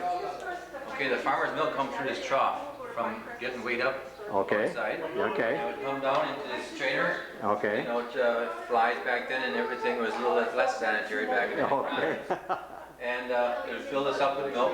All right. And then you would heat this. This would be making cheddar today. Yes. And we would heat this up with a wood stove fire. Oh. Type furnace like. All right. And you heat it up to about 88 degrees. All right. So that little wood stove would run the full length of the tank. Yes. Okay. So the heat would be even under the whole tank. Yeah, and that's the trick about it. You have to turn off the heat ahead of time because the heat stays in there for a while, and you don't want to get it too hot. Okay. All right. Okay. And you want to get 88 degrees, you said? Yeah, that's it. All right. Yeah. And then, So, okay, now I see some tools. Would that be involved in this process too? yeah, after you would put this, after you would set this with rennet. Right. To make it into a gelatin. Okay. You use these knives to go back and forth to cut it into little cubes. All right. Like he did over there. Yeah, he explained that. He said first he'd cut it into a ribbon, and then the other knife would cut across, Right. like a checkerboard. Right. Okay. Yeah. Okay. And then the whey would separate from the cheese. Right. And then you cook this up to 102. with the whey and the curd together. Okay. And you get the right acid on it and the right temperature. Then you put a strainer in your and this, a strainer. Okay. And you would drain that off into a. We don't have a complete set. Into like a whey tank. Yeah, it'll be pumped off into a whey and then All right. the pigs back then. Okay. And once you drain the whey off, you use this rig and dig a ditch it. Ditch it, bang it to each side. Okay, sure. To make sure all get to drain all the way out. All right. That's why the tank is beveled on the bottom. Right. Okay, right. so the the drainage drain will would- always run to the center, and Right the to the- cheese you'd pull up to the side here. Oh. Right. Okay. Okay. And you check the acid on the way too again. Okay. And if it's the right acid or pH. All right. You cut it into little slabs. They don't have that knife here. A slab knife. Yeah. But he was showing it over there. Right, yeah, he You explained cut that it into part. little slabs, Yeah, about that wide. All right. And you'd, like we call it, cheddaring it. yeah, and then you talked about turning it. Turning it over, yeah, and piling them up three high and then All maybe right. 4 high at the most. Okay. Until you get, then you always check the acid again too, to see if it's ready for the milling process. Okay. That's what turns in. Okay. Let's take a walk. I'll cut right here for a minute. Sure. With a gentleman, I believe his last name is Stecker. Would you like to identify yourself, please? My name is Glenn Stecker. Hi, Glenn. Yeah. And you're explaining another part of the process of making cheese, and maybe you can explain what we got here, please. Okay, this is called the cheese mill. And Okay. this is where your cheese curds come in from the stores. If you want to buy a Oh. loose cheese, that's the freshest way you can get it. Okay. So we've got what, a wooden a dowel on one side and some blades? Yeah, that keeps it depressed against there so you get a clean cut. Okay. And it'll make ribbons and it goes through this other secondary blade and Okay. that cuts them off to another 1.5 inches. Can you turn that thing, or is it turnable? It's locked. They have it locked so I nobody see, wants to nobody touch can it, do it. so. Yeah, but there's some blades that would be rotating horizontally on the bottom. Yes. And that would cut up the strings, or the ribbons, Right. with the gearing arrangement and everything, so, okay. Very good. And now, we've done this after we finish up This would be done over that vat. over that vat. Yeah, Oh, over that. okay. It wouldn't- Yeah, Yeah. it wouldn't be on the floor. Okay. And that's when you'd add your salt. Okay. And that's when you use that fork over there. It looks like a hay fork. Yes. For mixing in the salt. Oh, okay. But, and again, I never knew this before, but the gentleman on the other building said the salt kind of stops the bacteria action. Yes, it stops the acid. Yeah, it stops the building of the acid. Oh, okay. Because the higher the acid, the worse your cheese is going to be, and it's not going to age. So what you're really saying is, when you're a cheesemaker, you're sort of under the gun with time. Exactly.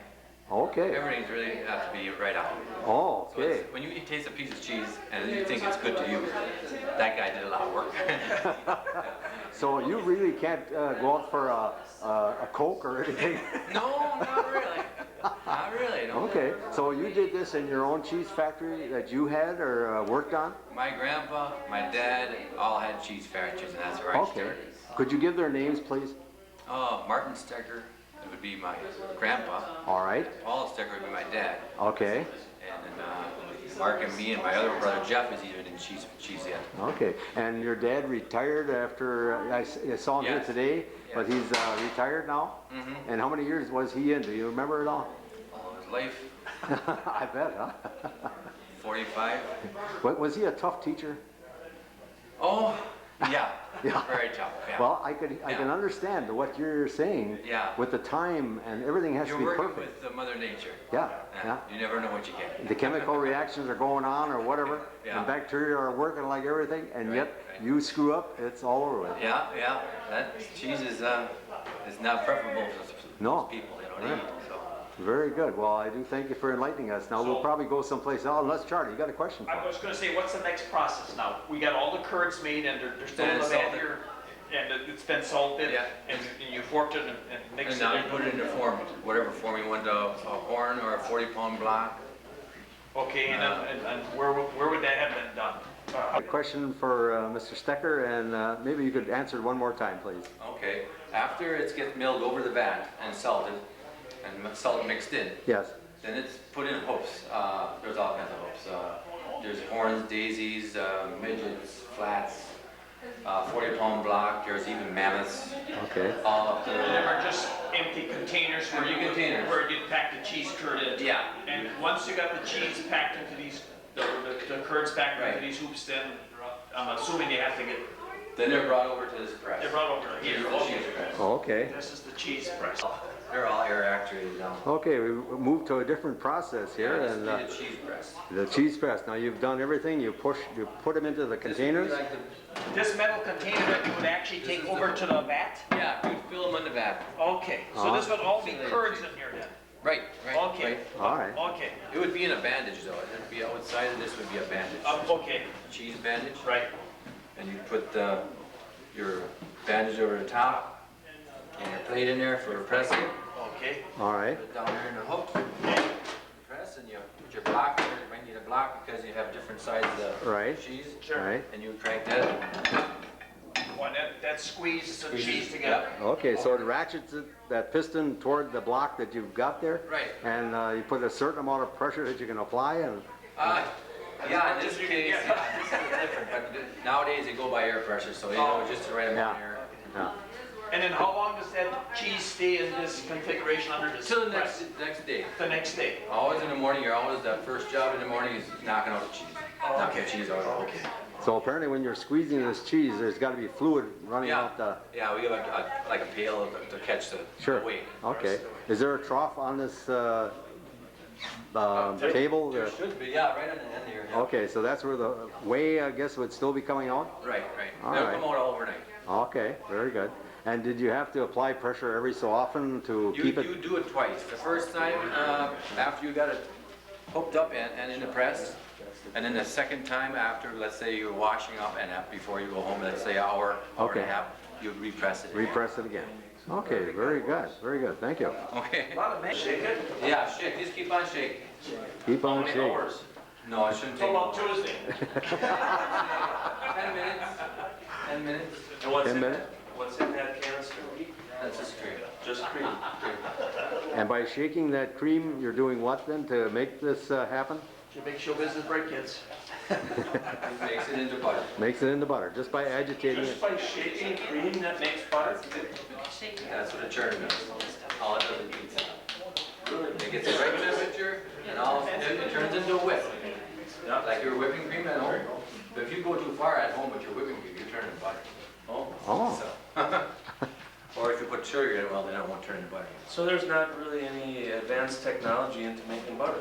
Well, Other than adding, they add Yeah. some ingredients, don't they? some spices, salt, yeah. okay. But it takes a little bit to learn how to make money in it. Because it is a product that you buy the cream, the high price cream, and the butter is the margin is very small on making money. Okay. But that's the trick to it. Well, because you see prices for butter in the paper, Well, that goes right around. 100 pound, or what are the big chunks of butter, what do they come in? Oh, we have up to 50-pound blocks. 50 pound blocks. Yeah, yeah. And When you say we, I know it. Pine River, yeah. I know what it is. Yeah. Inside the cheese factory and a separate room here, and Charlie will explain a couple of pieces of equipment. Go right ahead. I'm going to attempt to explain a cream separator. And this is McCormick Dairy, the same people who made tractors. And a lot of the farmers had cream separators. And the process, and the reason they had that is because they made their own butter. So Oh. you had to take the cream. If you let milk sit in a can, cream will come to the top. Okay. But they didn't always have that wait period. So they had a cream separator. They would take the can of milk and dump it in here. All right. And there's a little petcock milk here, Okay. which they would open. And inside this area here, there's a little float. So when you would open this, it would never overflow. It wouldn't overrun.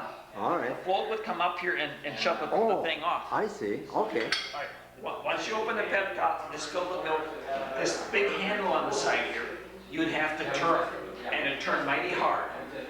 And as you would turn it, and once you got the right speed, a little bell would click. So you know where you're at the right speed. You'd have to hear that ding every revolution, and that would give you the right speed for making Okay. the separator operate. All right. And the cream would come out of here and fill in this small container here. All right. And the rest of it would have it back in this can over here. It would have another milk can under here. Sure. Back in. sure. But that was how a cream separator worked. So rather than let nature do its thing, which would be eventually cream on top, this has improved it faster. Just speeded up the process. All right, very good. Okay, well, thank you, Charlie. Sure. Here we'll explain a little bit of another piece of equipment. Yes, this is another style of butter churn. It's called a barrel churn. Okay. And you pour the cream in the center here, and it has the lid. It has a little bit of an eyepiece, and so you can see. All right. To see whether you had see what butter. you're doing, okay.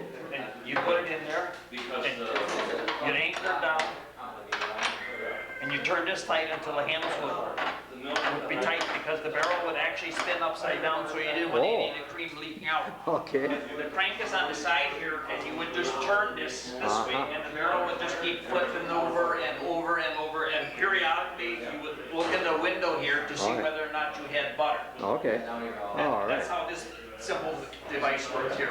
Okay, very good, Charlie. Thank you. Explain this. Was this just a butter churn? That's a butter churn. We're at Pinecrest Village, and we're in the cheese factory, and Charlie will let us know a little bit of information. We're standing in front of a machine here that I wasn't quite sure what it was used for, and Glenn over here, he's going to explain how this works. I noticed on my side there's a big crank, and it's kind of like a gear type thing on here. Right, right. Okay. It's poured in by a milk can of cream. Okay. And it's just another different design of a churn. Of a butter churn. Yeah, there's so many different butter churn designs. All right. This is one company's idea. And this little metal tube here looks like it goes right down into the vat, and what was that for? That's for releasing gas, because if it's closed up, this thing should be closed up and it's sealed tight enough that it has to leave out some kind of a gas. All right. From the pounding. That will do it, huh? Yeah. Okay. And then we have a cover, as Charlie just applied back on the piece of equipment here. And there's a viewing window, I believe, right? Right. And the window was put in there to see when the butter was separated. Yeah, separated from the buttermilk. Okay. All right. Very good. So when you made butter, you didn't throw anything away. You used the butter for butter, and buttermilk you could use for drinking buttermilk, right? Buttermilk, they put buttermilk in everything nowadays. You have it in your candy bars. Oh, yeah? Yeah, look in the package, it says buttermilk in it. All kinds of stuff. Just like he said, wait. Sure. Nothing goes to waste. Nothing goes to waste. Okay. We have another device behind our cameraman there. Can you tell us anything about that? I'm not too familiar with that. That's an ice cream maker. It's an ice cream maker.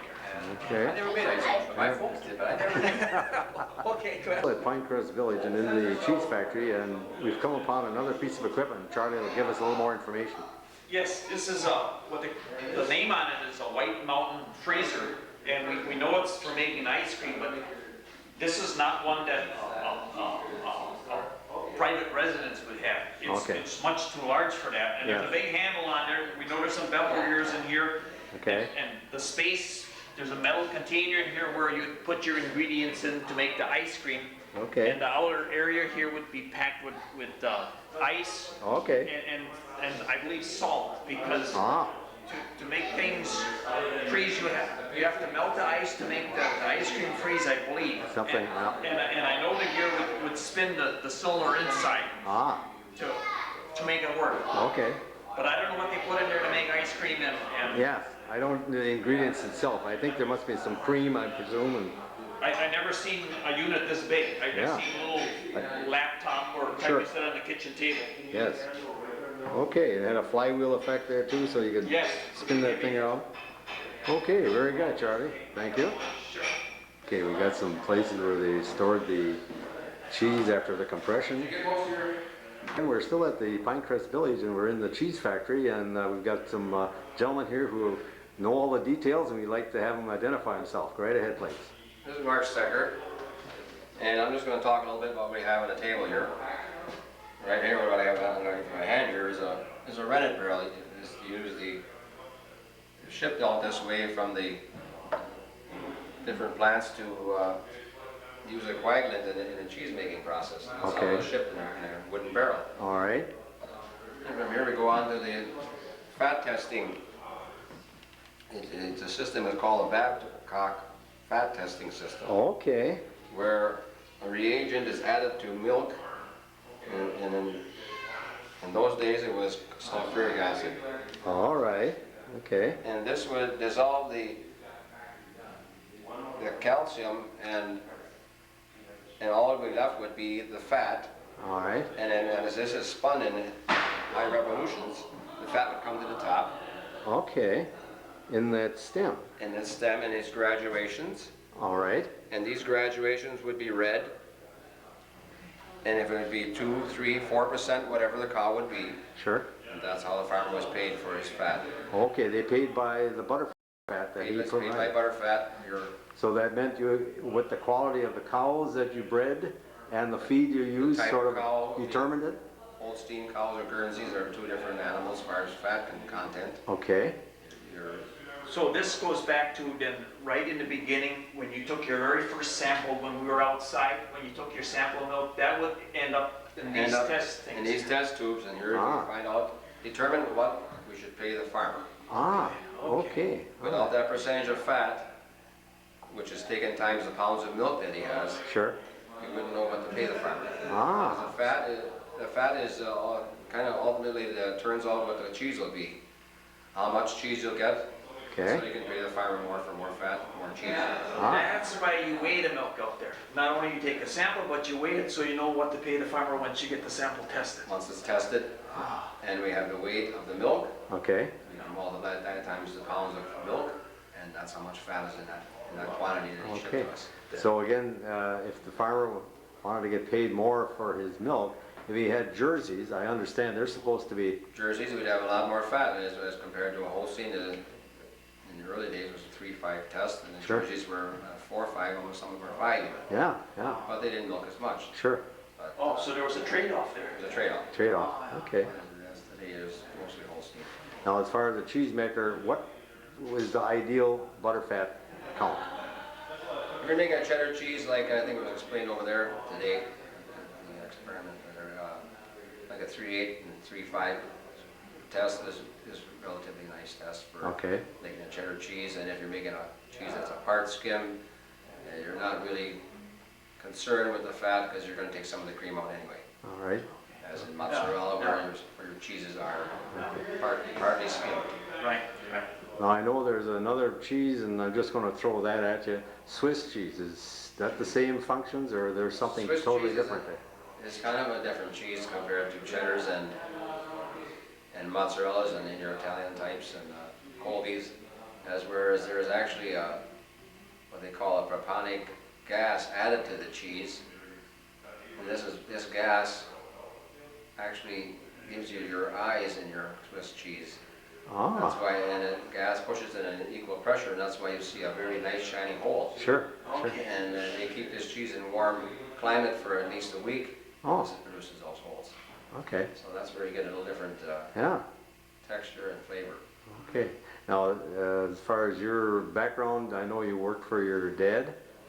And did you have to go to any extra schooling as far as cheese making? Or? No, I just took an apprenticeship for 1.5 years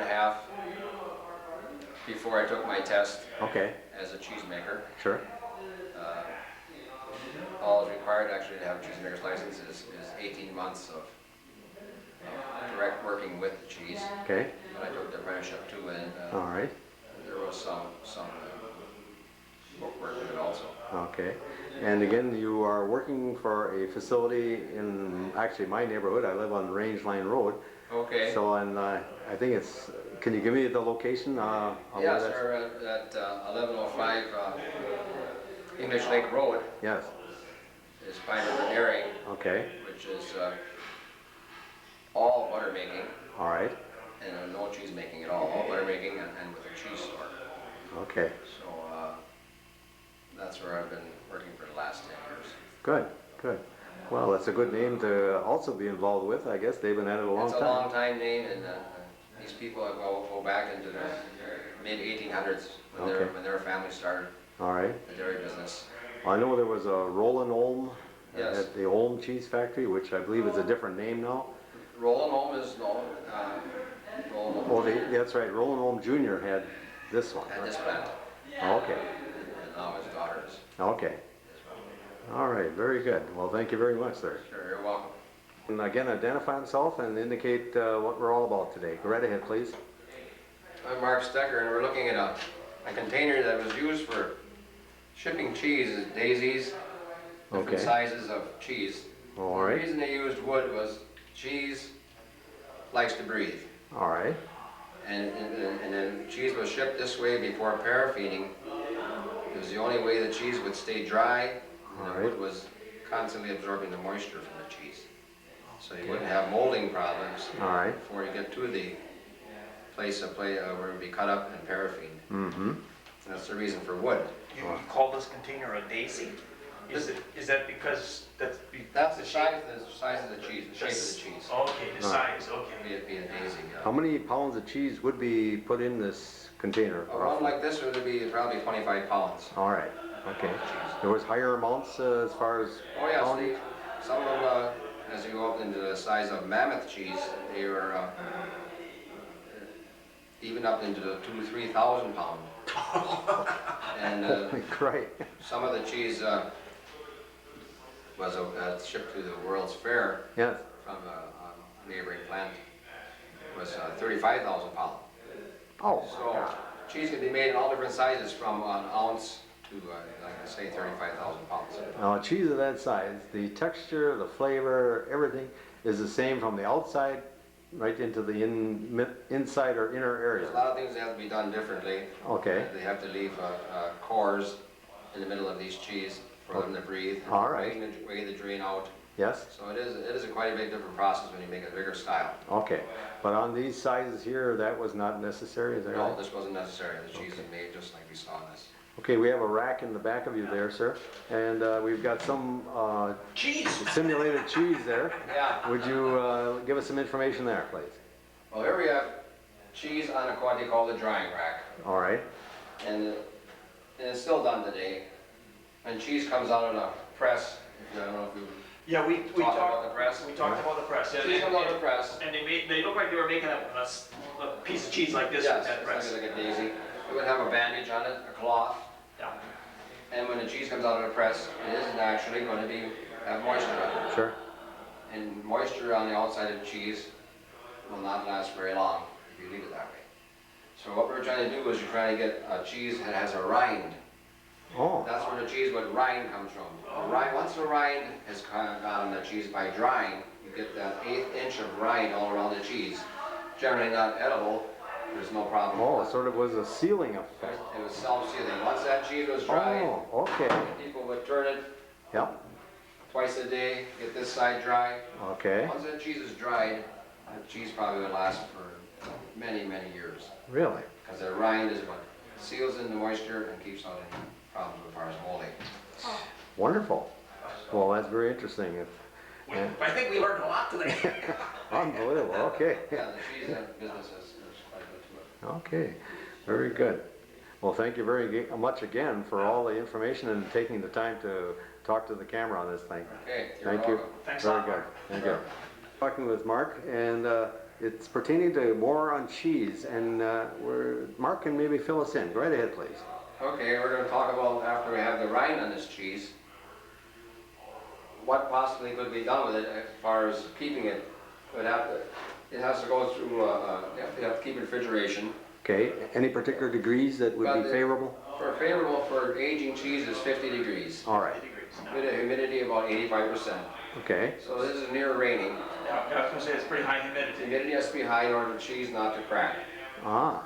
Because if you have cheese, have drier air than what the cheese can stand, you'll start taking moisture from the cheese, and the cheese will crack, even though it has that rind on there. Yeah, yeah. So you're aging at about 50 degrees with 85% humidity. Okay. And years ago that was done probably in caves. Okay, yeah, that would make sense. All right. And cold, yeah. Underground, because the Sure. only place they had where it was 50 degrees was actually excellent for aging at that time. And that's where you get your flavors of your aged sharp cheese. Okay. Where you start, the more time you have, the cheese changes flavor, and as mentioned over there at the other experiment over there, the good cheese can only get better. Yes. So there's no limit on how long you can age the cheese? Is there a point where it should just keep getting? You probably can keep cheese a lifetime if it's kept at the right temperature, probably. Okay. At the plant now we have some cheese that's 16 years old. Wow. Oh. Really? Not everybody gets to taste That's some of your more expensive cheese, huh? Yes, it's. Yeah, well, you got your money tied up in it, yeah. Yeah. Now, as far as what changes in the flavor, what is happening that makes it a mellower or more brittle or what? Yeah, so I mean, as a fresh cheese has more like the taste that pretty close to milk in it. Okay. And actually, it's a fermentation is what's happening. It's fermenting. Oh. Okay. Just the same way as wine, maybe. All right. Sure. Fresh wine, as versus wine that's been aged in a fresh Okay. fermentation process. Very good. So and it gets a sharp, what do you call it, pecan flavor. You start getting more of a. So what they do they use that pointed object that cuts a section or plug, as they call it, all of Yeah. it? Is that how it's checked to determine Yeah, how? it's called a cheese trier. Okay. And they use that to take a plug out. Okay. And then you can tell a process, how it's coming along. Some cheeses age a little slower All right. than others, and whereas 1 year would be enough for this cheese, maybe I have to go 1.5 years this for the next cheese. Okay. So you can tell by the way flavor is coming along by that process. Very Well, good. this cheese making, you just got to stay constantly at it. From as soon as the milk comes into the plant, you're watching temperature. There is no letting up. Uh-huh. When you do let up, then That's when Then you make California cheese. it'll be in your body. It won't be Wisconsin anymore. Ah. There you go. So it still amazes me that I never realized that cheesemakers worked under such stress, if you will. Yes, because there is very few steps you can back up. Yep. You can't back up. Ah. You get stuck, you can back out of the ditch, but you can't back out. You can't back out. Once you've done it wrong, it is wrong. Oh my God. And Oh. most of the time the cheese are, if they weren't made just exactly properly, they're very good and they're fresh, but they don't have the quality to take the aging process. All right. So then these cheeses are sold over there. Okay. Now, cheese is not recyclable like chocolate or anything, where you can remelt the problems, or? No. That's one thing, cheese cannot go back to its original state. Ah. No. Okay. Yeah, it can be used for processed cheese. All right. It can be ground up and heated. All right. But to go back, that's another thing we can't do. Okay. It isn't like metal. Ah, that's right. That's another one. Ah, very good. No, it's not like iron. Okay. Well, again, I do thank you for taking the time to enlighten us and to educate us and being patient with us. Sure. Thank you very much, sir. Sure. Thanks a lot. Finished up a little bit on the cheese making processes, and very nice people to talk to. And now we've gone back a little bit in time also, and we're looking at the progress of something. Go right ahead, Charlie. Yes, this is Charlie Bauer, and we're in my background here is the Netting Dance Hall. And earlier last fall, I believe, we followed it from its original site from down in Cleveland. We made the 13-mile trip out to the Pinecrest Historic Village, and we're just going to kind of update to see how much progress. You can see it's standing on the cement blocks, and that will be the height. There will be a stairway leading into the double doors opening there. Okay. And that particular octagon facet there were the doors. On the opposite side of that, across the dance hall, would be the band shell. All right. And we're going to take a walk around. You can see wherever you see the white paint on there, that is all new lumber. Okay. So they got a primer on that. And the staging is set up on the left-hand side here, which would be the east side. Okay. And they started working on putting the roof boards and maybe a new facial board on there where there was some Sure. must have been some decay or whatever there. Right. So they are working at it, and they work just during the week. They don't work on weekends. It's Okay. all volunteers. All right. And Charlie, the lady that heads up the historical area here at Pinecrest, really, what is her name again, please? The executive director Yes. would be Sarah Johnson. Okay. And she took over She not took too long over, ago. Chuck Buckhouse's job, and Chuck he worked with us a lot following the dance hall and that. All right. Very good. We'll take a little bit of a look at the area behind the building to see what And features came up out there. we might add there are a lot of mosquitoes out here in the tall grass. And the sun came out for a short tour Short there. time, yes. Okay. Thank you, Charlie. Sure. Okay, we're still at Pinecrest Historical Village, and we're just looking over the building that we followed many months ago. And Charlie, you can go right ahead, please, nice and loud. Yes. as you know, we followed the building over here, and at that time, this particular area in the back here where you see all the new construction on was the band shell. They did not move that from Cleveland. The one that was attached to the Octagon building in Cleveland, they actually just ripped off and destroyed. All right. It was just totally rotten. The roof leaked, and it wasn't worth salvaging. Right. So they replaced it with a new structure back here, and they actually are using rough cut lumber. Ah. So the 2x4s you see here are actually 2x4.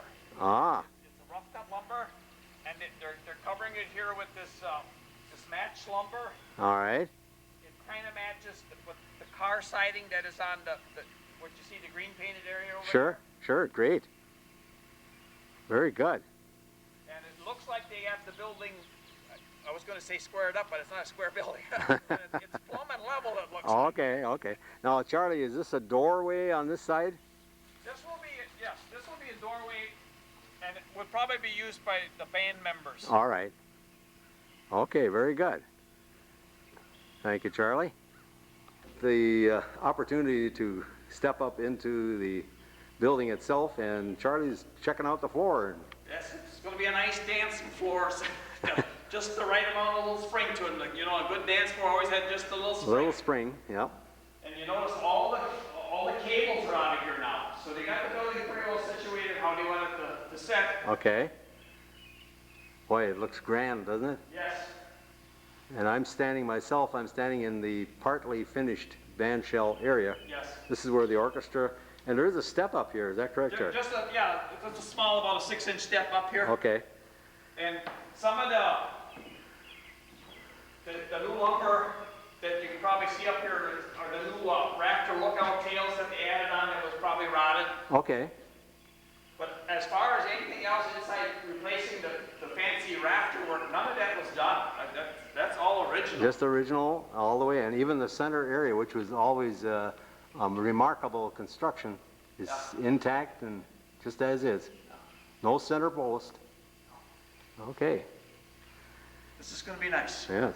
Standing inside the hall of the Octagon building and looking out through the back of the band shell, and probably be facing south here. Okay. And the band shell is, I'm saying, 10 feet deep according to the way the wood is laid out here. All right. Okay, great. And it's full octagon facet wide, whatever the shape of the octagons were. All right. It's, you know, it takes up one of the facets. All right. Okay. Opposite of the entry door. Right. Yeah. And I'll just pan around to get to that point. They have the new doors on. Okay. And you got a part of some steps to aid in getting in and out of the building for the people that are working on it, the volunteers. Okay, very good. Glad to see progress. As Charlie pointed out something as we started on this view here, go right ahead, please. Yes, these are original 2x4s, you know, Yeah. 2 inches this way, 4 inches this way, and they're made out of pine, and you can see the rough texture. Yep. I don't know if you can see the saw marks on it. This one's got real nice saw marks on there. You can see how the saw chattered through this piece of 2x here. All right. Yeah, on That's this edge here, you can just see the circle marks. Oh, yeah. Okay. Right? Very good. It would have been an entry to the immediate left, I guess, if I'm looking at it from the bandstand. Yeah. But we're just looking at a door construction for bracing and supports. Yes, this particular door here has just a straight brace. A lot of the old-fashioned doors have what we call a Z bracing, and it starts at the top of the door and ends up down on the bottom of the door on the hinge side. Okay. And the purpose of this particular bracement here is to keep the door from sagging, and you can see with lumber put on this way, Yeah. it would just sag. Yes, it would. Okay. They also did the same thing on the new front door. They put a Z brace on. Okay, very good. We've got some new doors that have been put on the building. Go right ahead, please. Yes, these are the new doors, and we talked about the Z bracing, and you can see that it does look like the letter Z. Okay. And these doors do have that Z bracing on here. My only question was, and if, I don't know if the doors are on the right side, maybe this door belongs over here and this one over here. Okay. And the reason I'm saying that is because usually the Z-brace runs from this angle here to the hinge side down here, and it looks Okay. like maybe these doors were just put on the wrong Wrong side. side. Okay, I see what you mean, Charlie. Yes, by looking at the other original doors, they were accounting for that problem. Right. And we just seen a little unusual condition here, but we just noted it and noticed it also. Thank you, Charlie. Sure. Inside the new bandstand addition, and Charlie will just point out a couple things. Yes, this is the new header. All right. And this is made out of, we looked up inside here and it looks like it's got 2x12s up in there. And it does hold 1/8 of the roof weight on here, so it's gotta be pretty solidly built. Okay. And what they got it doing here, they got it sitting on some shoulder studs under here. So the weight just sits right on top of it. All right.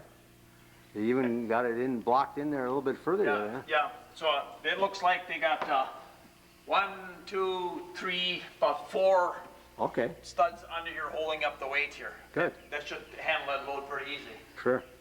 Okay, very good, Charlie. Thank you.